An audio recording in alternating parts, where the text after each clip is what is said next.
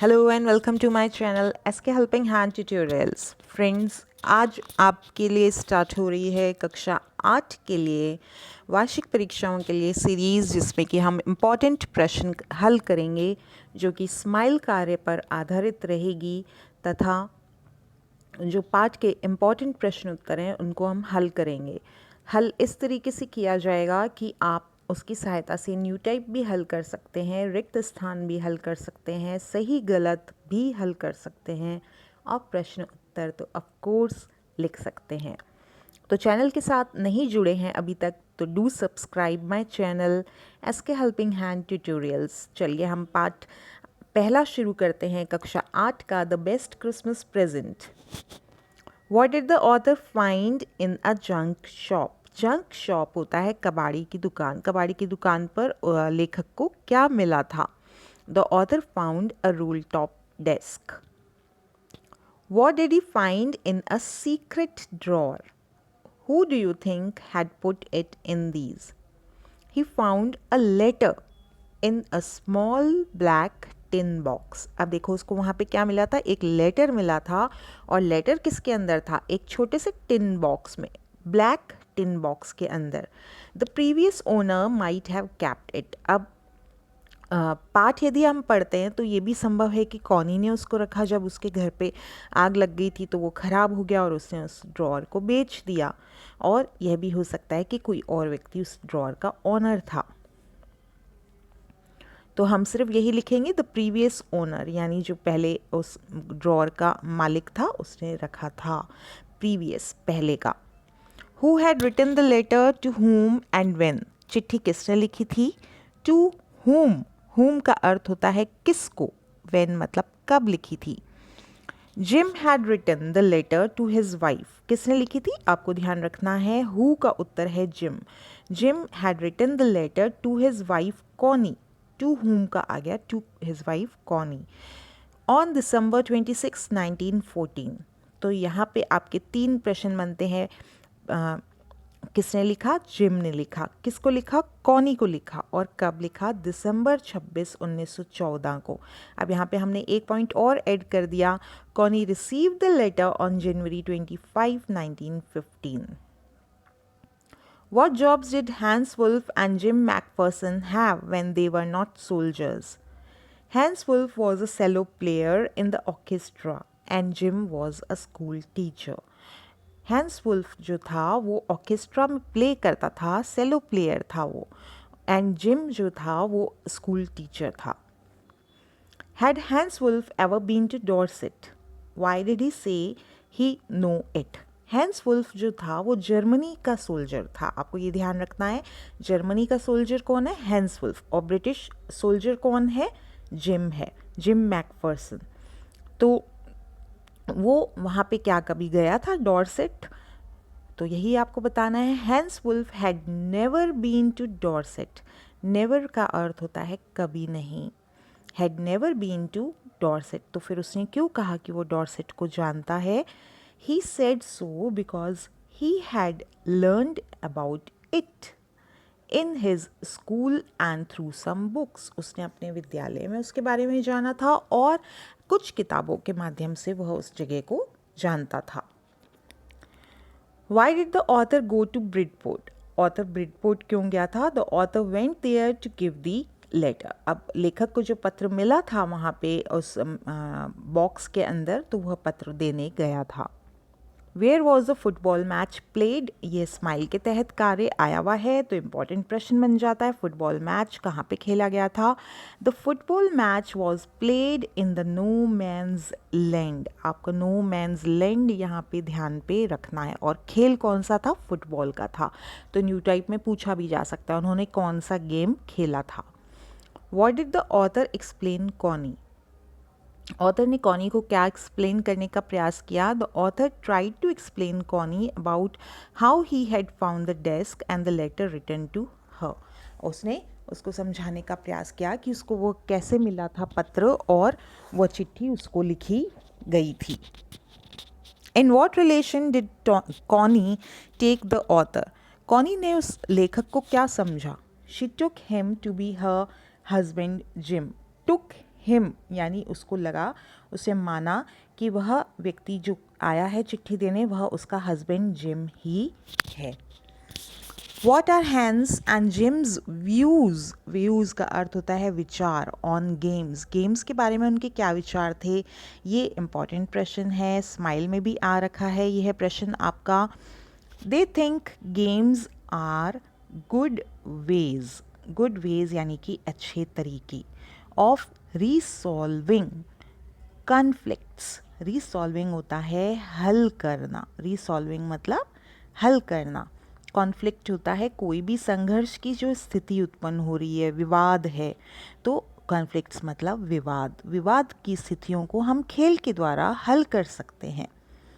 As no one is killed, अब वो उसका लाभ क्या बताते, क्योंकि गेम्स के द्वारा जब हम हल करेंगे तो किसी की मृत्यु नहीं होगी। No woman is widowed, widowed माने कि विधवा हो जाना। And no child is orphaned, कोई भी बच्चा ऑर्फन नहीं होगा, अनाथ नहीं होगा। दे डेवलप फ्रेंडशिप्स, दे यहाँ पे गेम्स के लिए कहा गया है, गेम्स जो है फ्रेंडशिप्स को डेवलप करते हैं।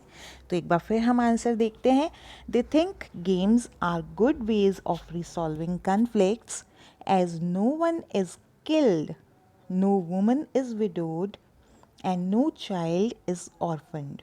दे डेवलप फ्रेंडशिप्स। अगला प्रश्न देखेंगे।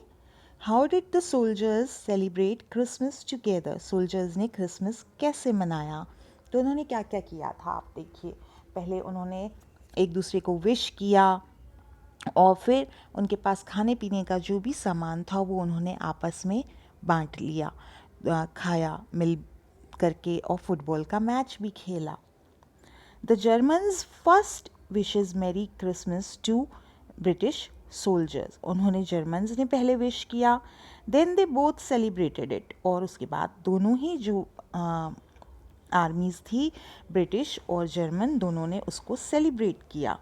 दे shared drinks and edibles, edibles होती है खाने पीने के सामान, तो ये शब्द आप याद रखिएगा, या तो आप अलग अलग नाम याद रख लीजिएगा कि उन्होंने सॉसेजेस, केक्स और वो जो सब चीज़ें जो शेयर करी, और नहीं तो हम एडिबल्स लिख देंगे। एडिबल्स का अर्थ खाने पीने का सामान। विद ईच अदर, एक दूसरे के साथ। They sang Christmas songs, Christmas songs को कैरल्स भी कहा जाता है, तो आप कैरल्स बोल सकते हैं यहाँ पे। दे सैंग कैरल्स या फिर Christmas songs. Played together, played together साथ में खेले, क्या खेले थे, फुटबॉल, तो यहाँ आप लिख सकते हैं played football together. And talked as friends, और उन्होंने खूब सारी बातें करी मित्रों की तरह। What is Connie's Christmas present, Connie का क्रिसमस प्रेजेंट क्या था। Why is it the best present in the world, उसे बेस्ट प्रेजेंट क्यों कहा गया। और इसका संबंधित प्रश्न समान उत्तर लिखना है आपको यदि प्रश्न को घुमा के पूछा जाता है। Is the title the best Christmas present suitable, क्या जो पाठ का नाम है वह सही है, क्या उसके लिए उपयुक्त है। Connie's Christmas present is Jim's last letter, पहले तो हम बताएंगे कि प्रेजेंट क्या था। तो प्रेजेंट क्या था, जिम का लिखा हुआ अंतिम पत्र, किसके लिए, कॉनी के लिए, और कॉनी के लिए ही प्रेजेंट था। Connie's Christmas present is Jim's last letter written to her from the battlefield, battlefield होता है युद्ध भूमि से जो उसने पत्र लिखा था। It was the best Christmas present because she mistook the author as Jim, जो पत्र लौटाने आया था ऑथर, उसने सोचा कि मेरा हस्बैंड लौट आया, Jim her husband, who had return to her after a long time, और उसको लगा कि मेरा हस्बैंड लौट आया है और इसीलिए वह पत्र उसके लिए एक उपहार, सर्वश्रेष्ठ उपहार साबित हुआ। Why do you think the author not told Connie that he was not gym, तो यह जो है एसके हेल्पिंग हैंड का स्पेशल क्वेश्चन है। आपको क्या लगता है कि ऑथर ने, लेखक ने कॉनी को नहीं बताया कि वह जिम नहीं है, क्यों नहीं बताया। The author did not try to hide his identity, अब जब लेखक शुरू में गया तो उसने अपनी आइडेंटिटी हाइड करने का प्रयास नहीं किया था, अपनी पहचान छुपाने का प्रयास नहीं किया था। But when he saw Connie mistook him to be her husband Jim, he let her believe. He let her believe. उसने उसको विश्वास करने दिया that his Jim has come back, कि उसका जो जिम है, हस्बैंड है, वो वापस आ चुका है. ये विश्वास उसने उसको करने दिया. He did so. उसने ऐसा किया because, क्योंकि he did not want to make the lady sad. He did not want to make the lady sad. Sad मतलब उदास. वह उस महिला को उदास नहीं करना चाहता था. He took pity on her plight.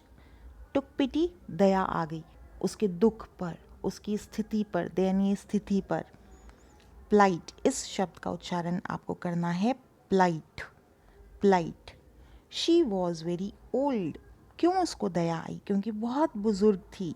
And alone. Alone मतलब होता है अकेली. She had been waiting for her husband for a long time. और वह अपने पति का बहुत लंबे समय से इंतज़ार कर रही थी. So he did not want to spoil her those moments. और इसलिए वह उसके इतने खुशी से भरे हुए जो पल थे, moments of joy थे, उन्हें वो spoil मतलब खराब करना, नष्ट करना नहीं चाहता था.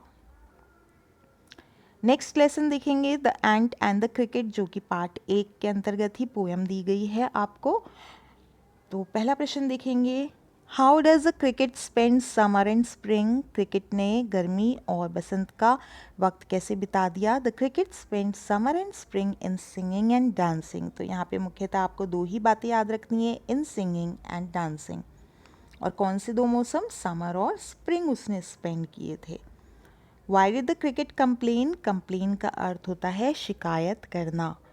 The cricket began to complain because his cupboard was empty and he had nothing to eat during winters.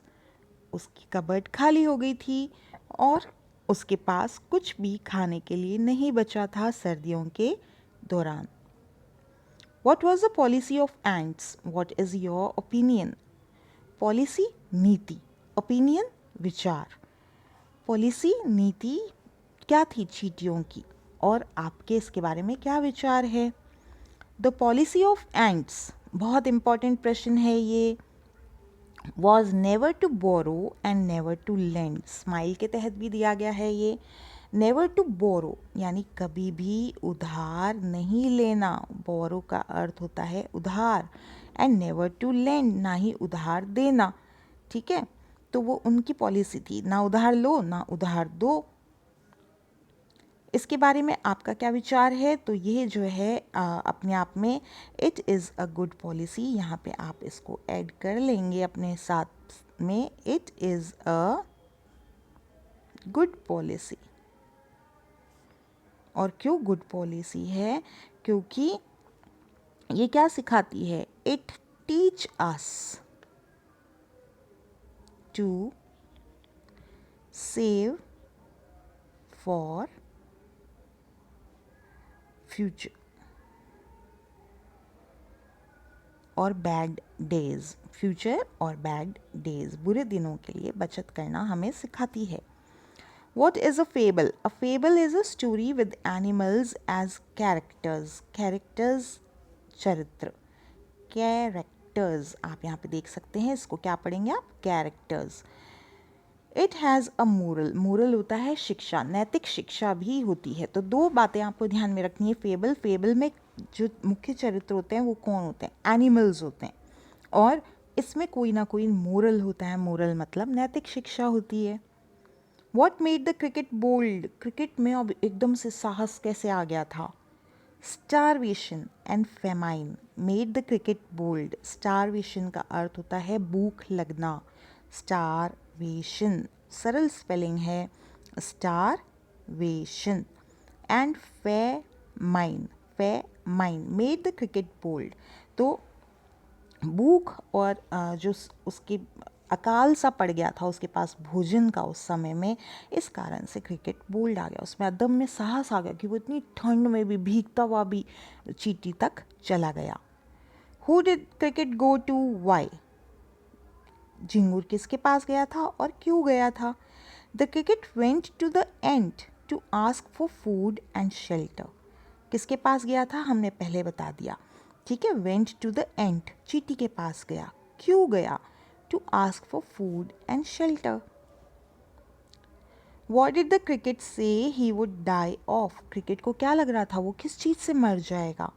The cricket said he would die of starvation and sorrow. उसको था कि मैं भूख से और दुख से ही मर जाऊंगा। तो यहाँ पे दो शब्द आपको याद रखने हैं, starvation यानी कि भूख, एंड sorrow का अर्थ होता है दुख।